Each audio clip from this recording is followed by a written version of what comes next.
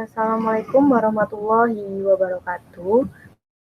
Perkenalkan kami dari kelompok 6 yang beranggotakan Hana Korumiza dan Davia Faringasari.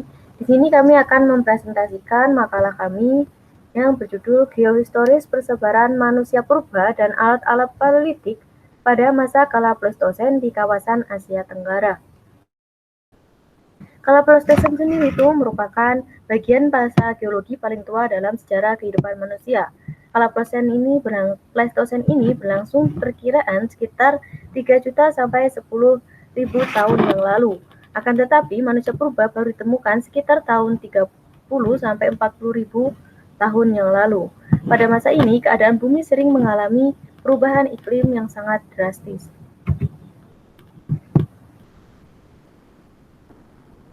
Selanjutnya, yakni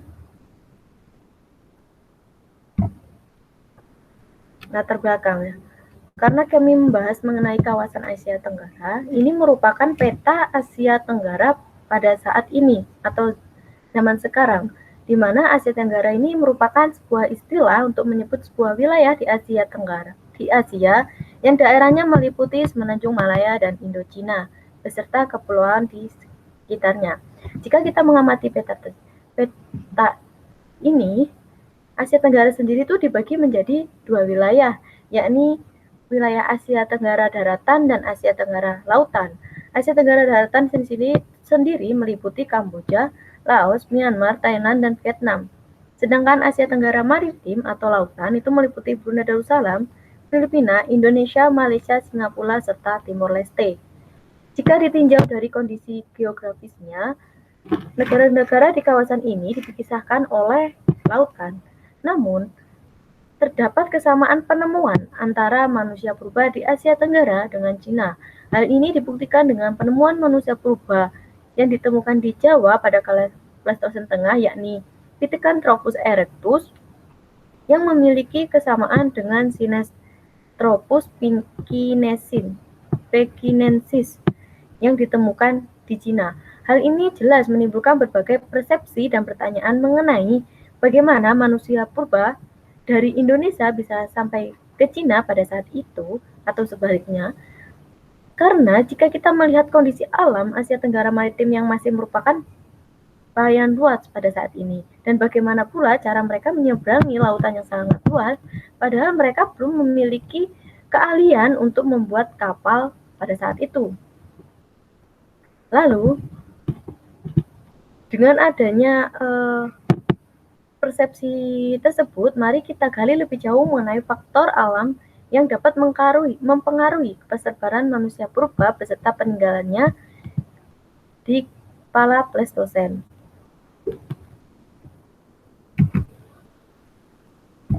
Nah, yang selanjutnya, rumusan masalah. Dari latar belakang di atas, rumusan masalah yang kita ambil yakni bagaimana kondisi geografis Asia Tenggara pada kala Pleistosen.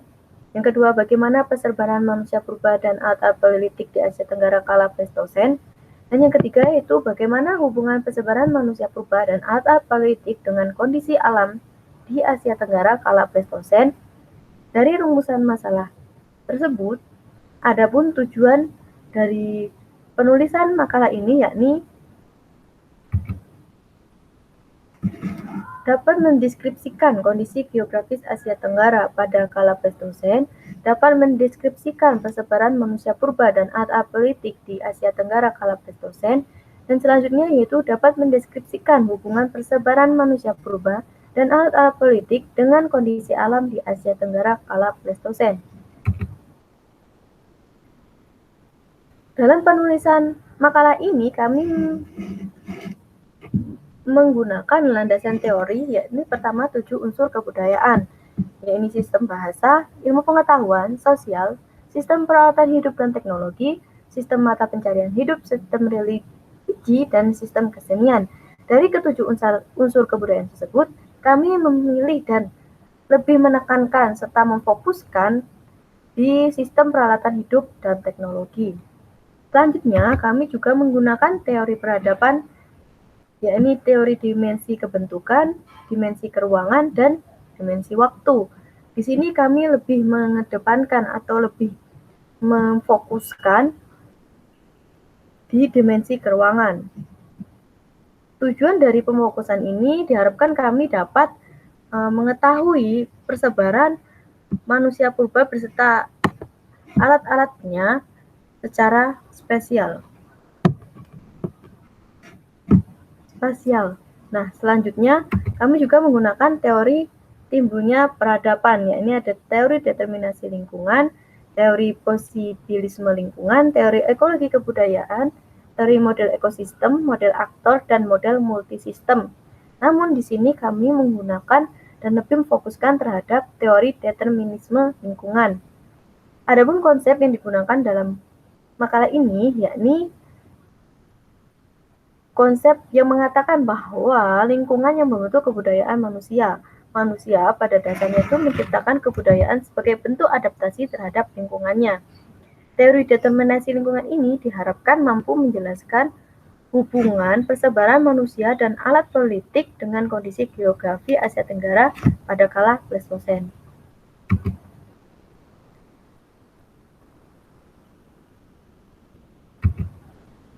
Dan selanjutnya adalah paparan data. Dari paparan data di sini kami memaparkan yakni penemuan fosil-fosil manusia purba pada kala Pleistosen di Asia Tenggara.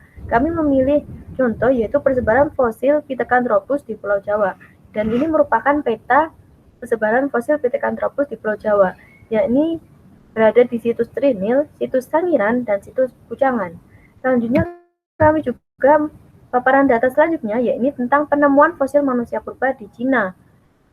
Dan ini merupakan peta persebaran fosil Pithecanthropus di Cina yang berada di situs Chaoquoten dan situs Cina Selatan. Selanjutnya presentasi akan dilanjutkan dengan teman saya, Ana.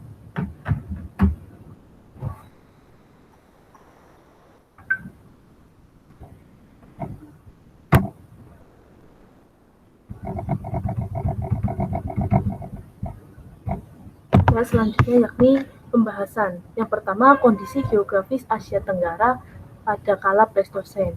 Jadi pada masa Pleistosen, wilayah Asia Tenggara ini memiliki iklim yang berubah-ubah. Pada masa itu dikenal dengan masa glasial atau zaman es, dengan ditandai menurunnya suhu permukaan bumi dan mencairnya geser. Secara menyeluruh, pada masa Pleistosen ini terjadi 4 kali masa glasial yang diselingi 3 kali masa interglasial. Masa interglasial ini merupakan kondisi di mana suhu di bumi naik atau meningkat. Terjadinya masa glasial dan interglasial ini ternyata sangat berpengaruh pada kondisi alam Asia Tenggara pada kala Pleistosen. Tentunya juga berpengaruh pada permukaan laut. Ternyata fenomena masa glasial dan interglasial ini juga berpengaruh pada permukaan air laut, di mana ketika terjadi masa glasial, permukaan air laut ini turun sehingga terjadi pendangkalan. Nah, pendangkalan ini dimanfaatkan oleh manusia purba untuk bermigrasi dari satu wilayah ke wilayah yang lain dan kita kenal dengan Sundaland. Sebaliknya, peristiwa antarglasial menyebabkan permukaan air laut naik sehingga lautan kembali meningkat dan menyebabkan kondisi Asia Tenggara seperti pada masa sekarang. Ya, seperti pada masa sekarang ya. Pada masa Pleistosen pernah terjadi masa glasial yang mengakibatkan penurunan permukaan air laut sehingga menjadi pendangkalan. Nah, pendangkalan tersebut dikenal dengan Sundaland, dimanfaatkan oleh manusia purba untuk menyebar di berbagai wilayah di Asia Tenggara. Nah, paparan Sunda ini merupakan jembatan darat penghubung antara daratan Asia Tenggara dengan Indonesia bagian barat. Nah, daratan Sunda ini mencakup kawasan seperti Malaysia, Sumatera, Jawa, Borneo, Palawa, dan kelompok pulau kecil lainnya, dan garis timurnya ditandai oleh garis Huxley.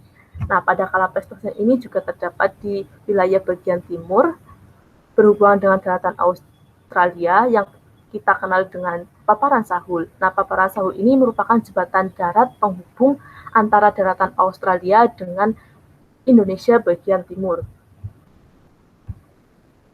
Selanjutnya, persebaran manusia purba dan alat-alat paleolitik di Asia Tenggara kala Pleistosen. Yang pertama, persebaran manusia purba di Pulau Jawa. Nah, pada kali ini, makalah kami merujuk pada persebaran fosil Pithecanthropus di Pulau Jawa, yang mana di Indonesia sendiri jenis manusia purba pada kala Pleistosen dibagi menjadi beberapa bagian, yakni Pleistosen bagian bawah, Pleistosen bagian atas, dan Pleistosen bagian tengah, yang mana menurut berbagai sumber yang didapatkan, Pithecanthropus dianggap sebagai manusia purba yang paling tua di kawasan Asia Tenggara dan sebagai manusia purba pendahulu. Nah, di Indonesia sendiri manusia purba pertama kali itu ditemukan di Sangiran. Nah, dan Sangiran ini merupakan tempat di mana terdapat banyak fosil manusia purba dan ahli sejarah itu atau arkeolog itu mengatakan bahwa Indonesia merupakan tempat tinggal pertama kali bagi manusia purba, tepatnya di Pulau Jawa. Nah, dalam peta ini terdapat juga situs, yakni situs Sangiran, situs Trinil, dan situs Pucangan, yang mana terdapat fosil-fosil Pithecanthropus yang terdiri dari Pithecanthropus mojokertensis, Pithecanthropus erectus, dan Pithecanthropus soloensis. Selanjutnya, di Asia Tenggara juga masih jarang ditemukan fosil-fosil manusia purba. Namun, ditemukan hanya hasil kebudayaan yang mana sudah dapat membuktikan keberadaan mereka. Nah, ternyata tidak hanya di Indonesia persebaran manusia purba, ternyata juga terletak di Cina. Nah, dalam Cina ini, di wilayah dekat Peking atau Tiongkok ditemukan dalam gua-gua Choukao Tien sejumlah fosil-fosil manusia purba yang dikatakan serupa dengan Pithecanthropus erectus yang diberi nama dengan Sinanthropus pekinensis. Nah, jenis manusia purba yang sama yang ditemukan di Cina Selatan ini diberi nama Sinanthropus laurensiensis. Nah, dan di situs Choukao Tien ini disebut dengan Sinanthropus pekinensis. Di mana manusia purba di Asia Tenggara dan Cina ini memiliki suatu kesamaan, yakni dimungkinkan terjadi perpindahan penduduk antar wilayah, mengingat saat itu wilayah ini berdekatan karena masih terhubung dengan laut yang memungkinkan hal tersebut terjadi sehingga dalam hal berpindah tempat hidup bisa dilakukan dengan mudah.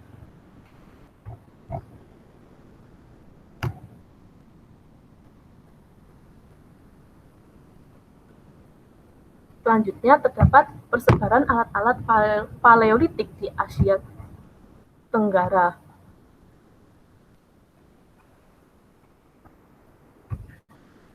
Nah,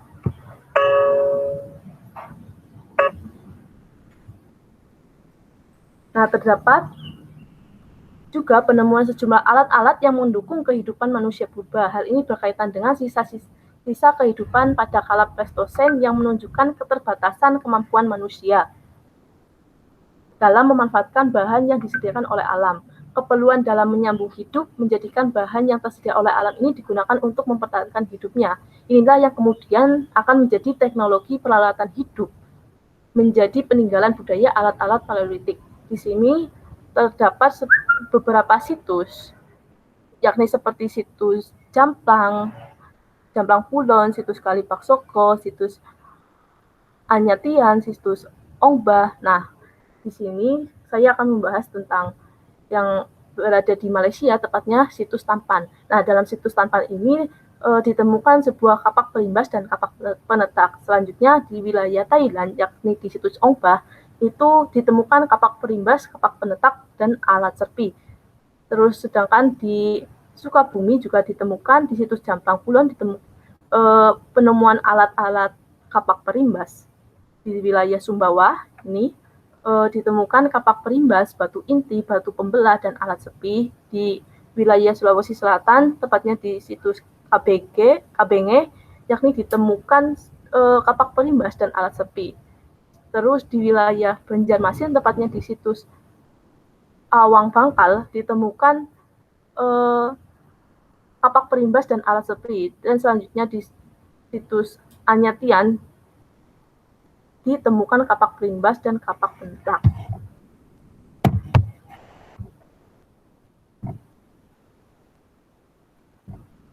Nah, selanjutnya hubungan persebaran manusia purba dan alat-alat paleolitik dengan kondisi alam di Asia Tenggara kala Pleistosen.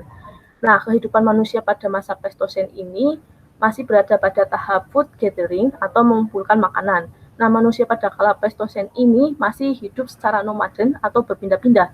Hal ini memungkinkan adanya penyebaran kebudayaan yang dibawanya sehingga terkadang terdapat kesamaan budaya antar wilayah di Asia Tenggara. Dengan ditemukannya kesamaan berbagai alat paleolitik di Asia Tenggara seperti kapak pelimbas dan kapak penetak, memiliki kesesuaian dengan teori unsur kebudayaan, yakni sistem peralatan hidup dan teknologi. Dengan ditemukannya alat-alat ini juga merupakan kunci dari adanya suatu peradaban pada masa lalu. Nah, adanya peradaban di masa lalu ini dibuktikan dengan ditemukannya peninggalan peralatan hidup di suatu daerah, yang artinya pernah ada sebuah kehidupan di sana pada masa lalu. Dengan demikian jelas ada peradaban di tempat tersebut yang berlangsung sekitar 3 juta tahun yang lalu. Terus lingkungan juga mempengaruhi peradaban yang ada, contohnya di masa glasial, daratan Asia Tenggara ini bersatu ya, dan dibuktikan dengan adanya paparan Sunda. Hal ini menyebabkan manusia purba ini dapat berpindah tempat dari suatu wilayah ke wilayah yang lain, dan tidak heran jika kemudian ditemukan alat-alat paleolitik di beberapa negara yang berbeda di Asia Tenggara. Nah, jika ditelusuri alat-alat paleolitik ini dan fosil manusia purba yang ditemukan di negara-negara Asia Tenggara memiliki usia yang sama, yakni pada kala Pleistosen. Nah, ini semakin menunjukkan bahwa akibat kondisi alam pada masa glasial yang mana membuat daratan di Asia Tenggara ini bersatu, membuat peninggalan manusia purba yang sejenis ini menyebar di beberapa negara di kawasan Asia Tenggara. Selanjutnya akan dipresentasikan oleh Davia Faringasari.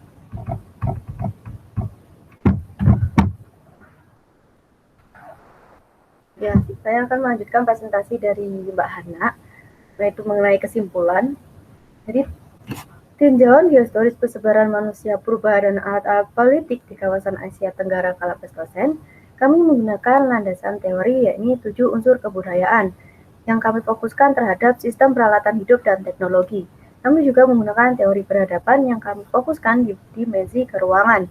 Dan selanjutnya kami juga menggunakan model determinasi lingkungan untuk mengetahui hubungan lingkungan dan kebudayaan. Dan ditemukan hasilnya yakni ditemukan fosil manusia purba dan alat-alat politik yang serupa pada wilayah Asia Tenggara daratan dan Asia Tenggara lautan. Hal ini jelas menunjukkan adanya migrasi manusia yang sama pada masa lalu. Peristiwa ini juga terjadi ketika kondisi lingkungan menunjang migrasi tersebut, di mana wilayah yang sekarang laut dulunya ternyata adalah sebuah daratan. Hal ini terjadi pada masa glasial. Di masa glasial disebabkan karena adanya penurunan ketinggian air laut sehingga air laut itu menjadi sebuah daratan.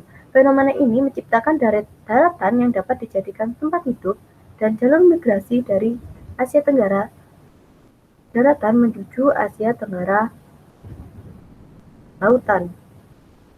Dan sekian presentasi dari kami, kelompok 6. Kurang lebihnya terima kasih. Terima kasih dan mohon maaf. Wassalamualaikum warahmatullahi wabarakatuh.